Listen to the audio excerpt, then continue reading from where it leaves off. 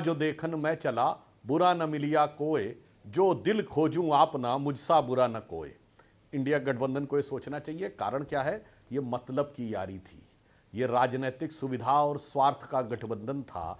तो जैसे ही मौका मिलेगा मतलबी यार किसके, मतलब निकला खिसके, तो वो स्वाभाविक सहज है। अब मैं गंभीर बात कहता हूं, जो अभी उदित राज ने बोला, कांग्रेस गलत नहीं कर रही है, कांग्रेस बहुत समझदारी से लॉन्ग टर्म स्ट्रेटजी के लिए चल रही है। हरियाणा चुनाव में सबसे बड़ी जीत किसने दर्ज की है बताइए, किस सीट पे? ममन खान जीते हैं, जिन्होंने कहा था नूह का बदला लिया जाएगा। कितने से जीते? 98,000 कुछ वोटों से। जबकि भूपेंद्र हुड्डा जी 70-72 हजार से जीते हैं, यानी उनसे 1.5 गुनी जीत दर्ज की है। यह दर्शाता है जो उदित राज कह रहे हैं ना, मुस्लिम वोट आ गया। और मेवात के इलाके में 40,000 45,000 की जीत कांग्रेस ने हासिल की है। अभी आपने बताया उत्तर प्रदेश में सहारनपुर में इमरान मसूद जीते हैं, जो बोटी बोटी फेम वाले हैं ना, मोदी जी की बोटी बोटी कार्ड, और उनको कांग्रेस आगे बढ़ा रही है। सबसे बड़ी जीत समाजवादी पार्टी के विरोध के बावजूद कांग्रेस उन्हें आगे बढ़ा रही है। मैं अमीश जी अभी उसी पे आ रहा हूं। और आप देखिए कि लोकसभा में सबसे बड़ी जीत धुबरी सीट पे हुई थी, जब कांग्रेस के रकीबुल हसन 10,25,000 से जीते, राहुल गांधी के 3 गुना ज्यादा बड़े अंतर से।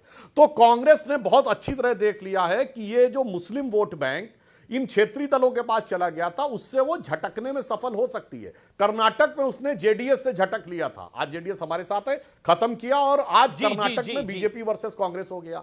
तेलंगाना में टीआरएस खत्म हुई, बीजेपी वर्सेस कांग्रेस हो गया। आज हरियाणा में क्षेत्रीय दल खत्म है, बीजेपी वर्सेस कांग्रेस है। असम में AIUDF finish, BJP versus Congress है। अब देखना पड़ेगा कि समाजवादी पार्टी के साथ क्या होता है। बहुत स्वाभाविक सी बात है, यदि बसपा की तरह समाजवादी पार्टी का डाउनफॉल होता है तो कांग्रेस को है कि ये वोट तो मेरे साथ है ही है, आगे हम पा लेंगे। तो कांग्रेस एक लॉन्ग टर्म सोची समझी स्ट्रेटजी, कोई भी पॉलिटिकल पार्टी लॉन्ग वही वोट बैंक जिसकी वजह से इंडिया गठबंधन साथ आया था, वही वोट बैंक पे वो सटीक नजर रखे हुए। बाकी दलों को देखना है और अपनी अपनी स्ट्रैटेजी बनानी है। लेकिन आनंद दुबे, आप जातिगत जनगणना के पक्ष में है? अमीश भाई नहीं, Anand Dubey, answer my question in 5 second. आप जातिगत जनगणना के पक्ष में हैं? बिल्कुल पक्ष में। क्यों नहीं? एक सेकंड, बिल्कुल वाजिब बात, बिल्कुल होना भी चाहिए भाई। अब भारत में जातिगत जनगणना नहीं होगी तो कहां होगी? रखना पड़ेगा। नहीं, और आपको लगता है आपने, क्योंकि भारत हिंदुओं की तो जाति बहुत बताई जाती है, कभी मुसलमानों की जाति पूछी है आपने क्या, या आपकी पार्टी के किसी नेता ने? नहीं तो उनकी नहीं करेंगे जनगणना? नहीं, मैं पूछ रहा हूं, पूछी है क्या? करेंगे? नहीं, मैं आपसे पूछी है क्या? की करवाना चाहते हैं? अरे भाई उनकी भी करवाइए ना। नहीं, पूछी है क्या? अरे तो मैं वही, आपने पूछी है, पूछी है क्या? आप एक वरिष्ठ पत्रकार है, आपने पूछी है कि मुसलमानों, मैंने तो हिंदुओं की भी नहीं पूछी, मैंने तो हिंदुओं की भी नहीं पूछी जाति। तो पूछिए ना, मैंने तो हिंदुओं की भी नहीं पूछी है। मेरे को क्या मतलब पता है भाटी जी कौन है और दुबे जी कौन है और त्रिवेदी जी कौन है और सिंह साहब कौन है? यहाँ पर बैठे आगे नहीं लाना चाहते? वो कोई भी हो, वो इंसान तो है, हमारे देश का नागरिक तो इंसान की बात करिए। वंचित है तो इंसान की बात तो कर रहे हैं। जो इंसान पिछड़ गया हो उसको कैसे ढूंढेंगे? तो मैं कह रहा हूं मुसलमानों में पिछड़े नहीं है क्या? अरे तो मुसलमानों में पिछड़े नहीं है क्या? अरे बिल्कुल है। तो फिर उसकी बात क्यों नहीं करते आप लोग?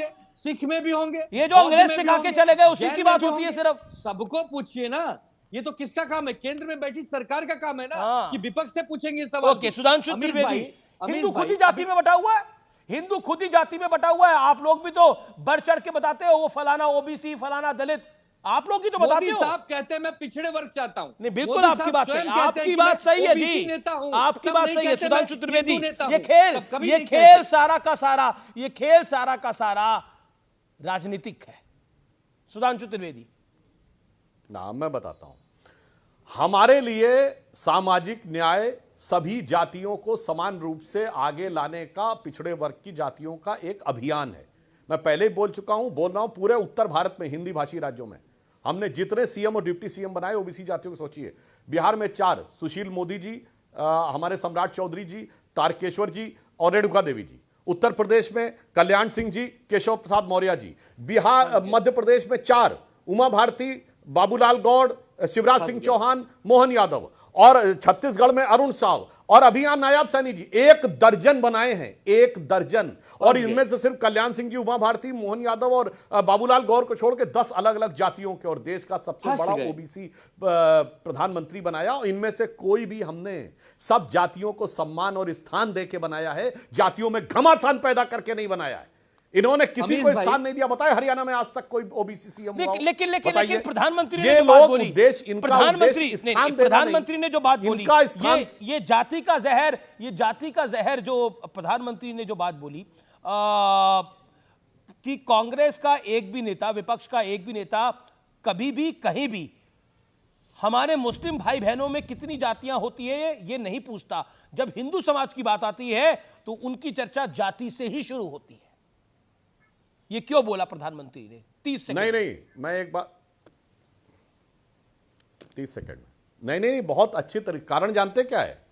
बड़े पिछले दरवाजे से किस ढंग से एससी एसटी ओबीसी के आरक्षण में सेंध लगानी है। पश्चिम बंगाल ने 91 जातियों को मुस्लिमों ओबीसी बनाया, उसमें 85 मुस्लिम। और जब ओबीसी आयोग ने पूछा, चूंकि मोदी जी ने उसका संवैधानिक दर्जा दिया है तो हैसियत हुई पूछने की, ताकत मिली पूछने की, तो जवाब नहीं दे पाई बंगाल की सरकार। और मैं बताना चाहता हूं, सारे दर्शक चेक करें, 10 मई 1950 को जब भारत सरकार ने एससी के रिजर्वेशन का नोटिफिकेशन जारी किया लॉ मिनिस्ट्री ने, उस समय लॉ मिनिस्टर बाबा साहब अंबेडकर थे, उसमें साफ लिखा हुआ केवल हिंदू एससी को मिलेगा। और सच्चर कमेटी की रिकमेंडेशन में रिकमेंडेशन की गई कि मुस्लिम एससी को मिलना चाहिए। और एससी मुस्लिमों के हालात एससी जैसे हैं। ये बाबा साहब अंबेडकर के मंतव्य को ध्वस्त करके एससी रिजर्वेशन में, जैसे ओबीसी में तो मुस्लिम को घुसेड़ दिया, एससी में घुसेड़ने का प्रयास था और वही किया गया। जामिया मिलिया इस्लामिया में साफ, अलीगढ़ में साफ, कश्मीर में साफ, और 19,000 से अधिक एक साल में माइनॉरिटी इंस्टीट्यूशन का दर्जा दिया है। विवेक श्रीवास्तव, एक फैक्ट गलत बोला हो तो बताइएगा। Vivek Srivastava, my humble question to you. Vivek Srivastava, आप इंडिया, क्या कांग्रेस पार्टी जो कह रही है और जो विपक्षी दल कह रहे हैं, आम आदमी पार्टी कह रही है, उसके मायने क्या है? देखिए, पहली चीज तो honourable prime minister of India ने जो कहा है कि कांग्रेस पार्टी फॉरेन ताकतों के साथ मिली हुई है और एक गलत खेल देश के खिलाफ हो रहा है, मैं इसकी निंदा करता हूं। वो मेरे प्राइम मिनिस्टर हैं, सबके प्राइम मिनिस्टर हैं, ये उनको नहीं कहना चाहिए था। दूसरी चीज, अब आ जाते हैं इलेक्शन के रिजल्ट्स पे। जैसा कि शिवसेना के प्रवक्ता ने अभी कहा, कांग्रेस मित्र दल है, कांग्रेस सबसे बड़ी पार्टी है इंडिया अलायंस की, कांग्रेस से उम्मीदें हैं सबको, चाहे वो कोई भी हो, चाहे लेफ्ट हो, क्योंकि सबसे बड़ा दल इस मुल्क के अंदर पिछले 70-75 साल से कांग्रेस आया है। तो सब चाहते थे कि हरियाणा के अंदर कांग्रेस की सरकार बने और बड़ी सीटों के साथ वो आगे आए। जब ऐसा नहीं हुआ तो हम सब डिसअपॉइंट हुए। उस डिसअपॉइंटमेंट में ये चीजें बोली जा रही हैं। इसका मतलब ये नहीं है कि इंडिया अलायंस साथ नहीं है और शिवसेना अलग हो जाएगी और लेफ्ट अलग हो जाएगा, तो ये ऐसा नहीं है। लोकसभा के लिए ये गठबंधन बना था, कांग्रेस उसका अभिन्न अंग है, आगे भी रहेगा।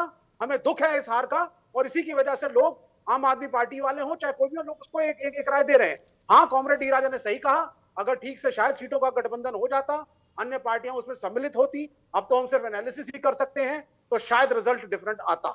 इसमें भी तो कोई आप चाहते हैं बाई इलेक्शन में ये समाजवादी पार्टी कांग्रेस को कुछ सीटें दे यूपी के अंदर? नहीं, देखिए